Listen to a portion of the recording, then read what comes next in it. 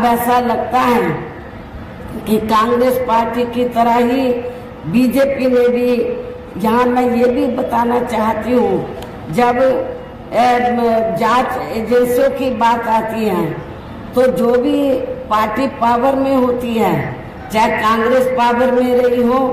या सेंट्रल में वर्तमान में बीजेपी, ये सारी की सारी पार्टियां, तो जो सरकारी जांच एजेंसियां हैं तो इनका इन्होंने राजनीतिकरण ही कर दिया है। सभी ये पार्टियों की सरकार है, चाहे केंद्र में कांग्रेस सत्ता में रही हो या वर्तमान में बीजेपी, तो इन्होंने सरकारी जांच एजेंसियों का दुरुपयोग किया है, ज्यादातर दुरुपयोग किया है, अर्थात इनका राजनीतिकरण ही कर दिया है। इसके अलावा देश के किसान वर्ग भी वर्तमान बीजेपी की सरकार में शुरू से ही अपनी विभिन्न समस्याओं को लेकर काफी ज्यादा दुखी व परेशान रहे हैं और अभी भी हैं। जबकि यूपी में 4 बार हमारी पार्टी की रही सरकार ने इनके हितों का भी हर स्तर पर विशेष ध्यान रखा है। आप लोगों को ये मालूम है, जब भी बीएसपी के नेतृत्व में सरकार रही तो हमने अपनी 4 हुकूमतों में तो किसानों को खेती करने के लिए समय से व सस्ते साधन उपलब्ध कराए हैं और उनकी फसल का भी हमने समय से उचित दाम दिया है। इतना ही नहीं, बल्कि केंद्र में पूर्व की रही कांग्रेसी सरकार की तरह ही वर्तमान भाजपा सरकार में भी इनकी जातिवादी, हीन, सांप्रदायिक एवं पूंजीवादी सोच व नीतियों के चलते ही पूरे देश में सर्व समाज में से खासकर गरीबों, दलितों, आदिवासियों, पिछड़े वर्गों, मुस्लिम एवं अन्य धार्मिक अल्पसंख्यक समाज के लोगों का भी पूर्ण रूप से विकास व उत्थान आदि नहीं हो सका है। और इस संदर्भ में वैसे आप लोगों को ये मालूम है कि यहाँ दलितों, आदिवासियों एवं अन्य पिछड़े वर्गों का सरकारी नौकरियों में वर्षों से अधूरा पड़ा आरक्षण का कोटा भी अभी तक भी पूरा नहीं भरा गया है। विशेषकर एससी व एसटी वर्गों के सरकारी कर्मचारियों का पदोन्नति में आरक्षण भी अब काफी हद तक प्रभावी ही नहीं बना दिया गया है।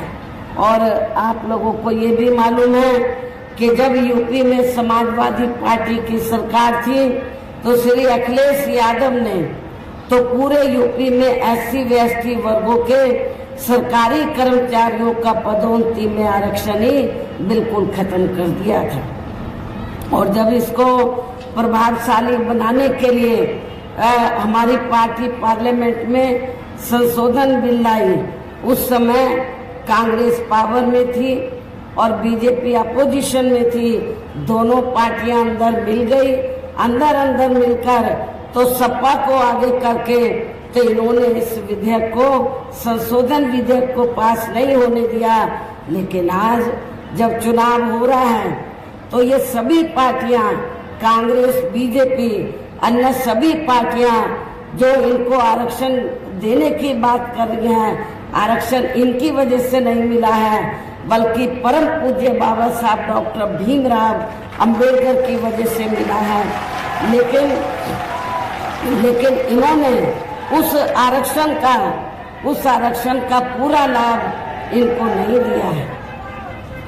इसका पूरा लाभ इन्होंने नहीं दिया है। और आपको मैं ये बताना चाहती हूँ कि जब बाबा साहब डॉक्टर अंबेडकर पहले लॉ मिनिस्टर बने तो बाबा साहब डॉक्टर अंबेडकर ने, उस समय कांग्रेस पावर में थी, तो बाबा साहब डॉक्टर अंबेडकर ने पंडित जवाहरलाल नेहरू एंड कंपनी के लोगों को ये कहा कि एससी एसटी का जो आरक्षण का कोटा है वो पूरा नहीं भरा जा रहा है, इसको भरा जाए। और जो अति पिछड़े वर्ग के लोग हैं तो उनको भी एससी एसटी का आरक्षण देने के लिए कमीशन बैठाया जाए, लेकिन कांग्रेस इसके लिए तैयार नहीं हुई। और नतीजा क्या हुआ, फिर बाबा साहब डॉक्टर अंबेडकर को तो लॉ मिनिस्ट्री से इस्तीफा देना पड़ा। और जब केंद्र में श्री बीपी सिंह के नेतृत्व में सरकार बनी और मंडल कमीशन की रिपोर्ट लागू की गई थी, तो उस समय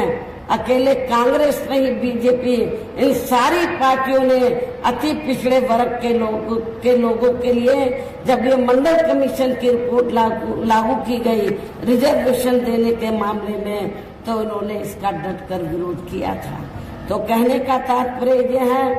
कि चाहे कांग्रेस है, बीजेपी है